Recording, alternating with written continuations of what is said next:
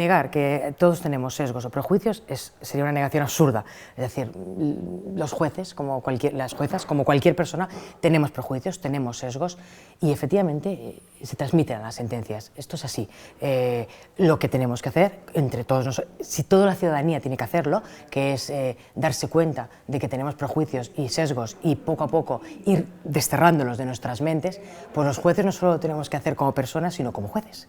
Y para eso formarnos y mucho, y ser conscientes de que en muchas ocasiones casi sin darnos cuenta, porque lo tenemos tan asumido o creemos que algo es tan normal, que lo traspasamos, pero casi de manera innata, natural, sin pensarlo. Y esto es así. Y efectivamente, pues no estaríamos mintiendo si no hemos visto sentencias, desde pensar que la tardanza en denunciar estos delitos puede ser una muestra de una falta de verdad o de una cierta invención de la denuncia, desde creer que si la víctima ahora dice una cosa, luego dice otra, pues está mintiendo, cuando efectivamente nos podemos encontrar pues, que son unos hechos en los que es difícil explicar en muchas ocasiones lo sucedido, no solo porque en ocasiones la víctima está en un estado de shock, sino en muchas ocasiones por la propia vergüenza que supone contar ciertos hechos ante terceras personas, porque para ti misma o para la propia víctima han sido hechos muy difíciles y muy dolorosos. Ya no hablamos de los menores de edad, las circunstancias que se pueden encontrar. Pues sí, efectivamente, en ocasiones hay ciertas ideas preconcebidas que pueden tener cabida en sentencias y que pueden llegar a que la valoración de la prueba no parta de los hechos y de las pruebas verdaderamente practicados en el acto de juicio, sino que las interpretaciones puedan tener su origen en ideas preconcebidas que no son las que han sido objeto de prueba concreta en el acto de juicio. Esto es un camino y esto no está acabado, ni mucho menos podemos decir que estemos en un camino ya cercano al fin, ¿no? Por desgracia, no es así. Ni aquí, ni en ninguna parte del mundo. En otras partes del mundo, peor todavía, pero en España también. Es decir, España está en un buen camino.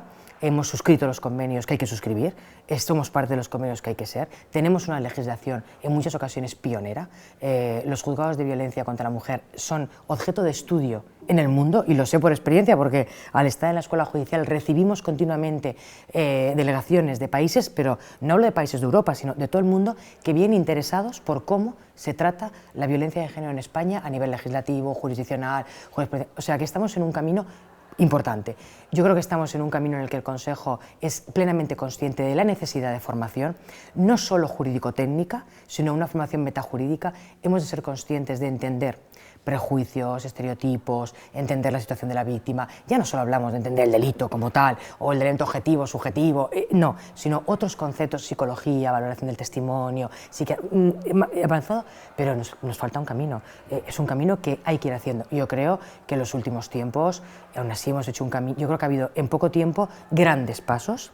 Está sobre la mesa, el Pacto de Estado fue brutal, donde se llega a plantear la necesidad de que la violencia de género no se puede limitar a la pareja, sino que tiene que ser todos aquellos delitos. O sea, estamos en ello, o sea, estamos en el estudio, ya no es que sea un tema oculto, sino está sobre la mesa, pero claro, todo requiere un desarrollo. Yo creo que estamos en un buen camino, la jurisprudencia de los últimos tiempos yo creo que está en un camino muy bueno de interpretación de perspectiva de género, y yo creo que si seguimos por este camino estamos yendo bien, y en ese sentido creo que somos bastante pioneros, y cuando yo voy por el mundo y veo otros países, pues la verdad me sorprende que nosotros estamos en un sistema mucho más avanzado. La ley actual permite muchas aplicaciones, basándose en la prueba que se practica en el acto de juicio, los delitos como están regulados hoy en día, estamos viendo que permiten unas interpretaciones que hasta hace un tiempo eran escasas o en algunos casos inexistentes, como la violencia,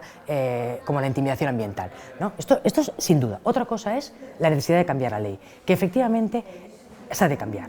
Y yo creo que se ha de cambiar por un tema no solamente de técnica jurídica, pero sobre todo también de concepto jurídico, porque yo creo que efectivamente el concepto abuso sexual, el concepto abuso sexual, no es un término que yo creo que la ciudadanía se sienta representado. Para mí el término abuso, primero que parece que deriva una idea de que hay un uso. O sea, no, parece que si abusamos hay un uso válido. Bueno, pero ¿cómo? Porque si estamos hablando de conductas contra la libertad sexual que se realizan sin el consentimiento y la voluntad de la persona, bien porque se utilice violencia o intimidación, o bien porque la persona tenga anulada su conciencia, nunca habrá un uso válido. Esto, para empezar.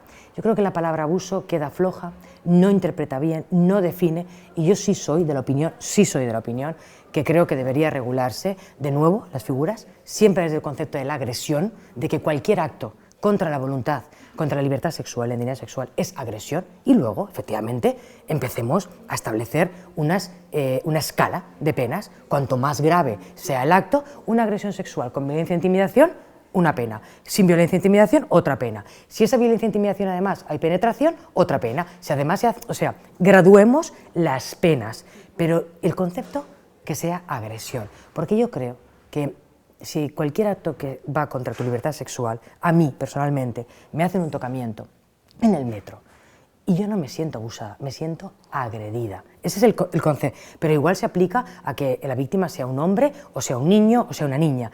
En ese momento te sientes agredido en uno de los elementos más profundos de tu persona, ¿no? No es abusado. Entonces, yo ahí sí que entiendo que es necesario una modificación en el estilo y por el camino del anteproyecto que se realizó por la Comisión de Codificación, que se nos ha quedado ahí olvidado, como tantas cosas, pero eso no significa que con la legislación que tenemos hoy en día no quepan interpretaciones como las que están cabiendo y se está viendo por la jurisprudencia, que responde mucho más al concepto que tenemos todos de agresión sexual que no un concepto de agresión sexual más limitado. En ese sentido son planos distintos. La justicia llega tarde siempre, ¿no? Cuando el asunto llega a la justicia, por desgracia ya ha sucedido, ¿no? Es así. Entonces, con lo cual ya lo que podremos hacer será pues, determinar si ha habido delito o no, y si lo ha habido, pues satisfacer en la medida de lo posible a la víctima, ¿no? y poco más. Está claro que el mundo no va a cambiar por las condenas penales, es la formación. La formación desde los niveles, desde que uno es un bebé prácticamente, desde niveles, que toda esa formación sea de origen, ¿no? De que nadie pueda crecer pensando que la violencia de género es algo permisible en ningún contexto, ¿no? Eso es aquí. Entonces, nosotros, que ya no somos niños, claro, ya no podemos estar por esa base, necesitamos esta formación. Y la necesita todo el mundo, los jueces, los fiscales, los procuradores, los abogados, las abogadas. Una formación de todas las personas. Es fundamental. Increíble. Es que sin esto no podemos avanzar. Porque podemos saber mucho de derecho, todos podemos saber mucho de técnica jurídica, pero si no entendemos y no comprendemos el origen, las causas, los motivos, las circunstancias de la violencia de género, jamás la vamos a entender. Y cuando algo no se entiende, luego esa falta de entendimiento se traspasa. Se traspasa, si el abogado no lo entiende, se traspasa la manera en la que trata a una clienta o a un cliente, o la manera en la que puede tratar al contrario o la contraria. Si no se entiende, un fiscal no sabe calificar o no califica adecuadamente. Si no se entiende, un juez no lo interpreta, y cuando interpreta la prueba puede errar. Si no entendemos las situaciones, si no las comprendemos, si no nos hemos formado, la facilidad de llegar a errar y a llegar a situaciones que mantienen esa desigualdad y ese trato discriminatorio es brutal, y la historia nos ha demostrado, ¿no? Que si no nos formamos, ahí están, no hace falta, no estamos hablando de algo teórico, hablamos de algo real, no hay más que mirar, ¿no? Pues supuestos en los que suceden cada día, en la que efectivamente las víctimas de violencia de género pueden sentirse, yo lo entiendo y lo comprendo, maltratadas. Pero no maltratadas solo por la persona que las maltrata, sino por el sistema, por la institución, lo entiendo. Entonces la formación es fundamental, y la verdad que yo es la segunda vez que vengo a estas jornadas y me parece súper interesante, porque ya no es el poder establecer esta combinación, fiscales, jueces, letrados, de demostrar que estamos todos en el mismo, las víctimas, incluso los autores, estamos todos en la misma lucha. No hay luchas separadas, y la única vía es esta. Si queremos que esto efectivamente se solucione pro futuro y no simplemente en el delito que se comete, es la formación, ¿no? En eso estamos también nosotros, ¿eh?